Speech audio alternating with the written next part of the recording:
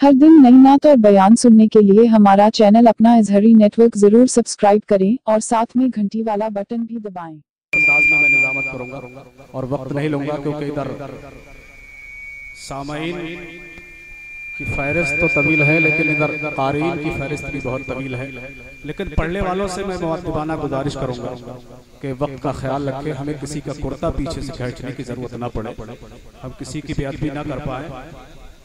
और निकाबत और निजामत ये बहुत अहम फरीज़ा है मसनद के लिए।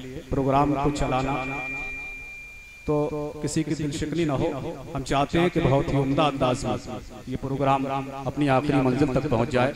मेरे जितने भी यहाँ पर अहबाब और दोस्त तशरीफ फरमा है, मैं सबसे गुजारिश करूंगा कि दिए हुए वक्त की पाबंदी करें और थोड़े वक्त में अपनी बात कहकर गुजर जाएं, सामईन के क़ुलूब को महसूस करें। लीजिए तो फिर एक नाते नबी सल्लल्लाहु अलैहि वसल्लम सुनने के लिए आप हज़रात और तैयार हो जाइए और थोड़ा सा और माहौल बनाइए। जितने हज़रात इधर उधर खड़े वो भी बैठ जाएं और सुनने का माहौल बनाएं। मैं 4 शेर पढ़ने के लिए दावत सुखन दे रहा हूँ। मद्दाह रसूल जनाब लाल मोहम्मद साहब तशरीफ लाएं और नाते नबी पढ़कर सामईन के क़ुलूब को महसूस फरमाएं।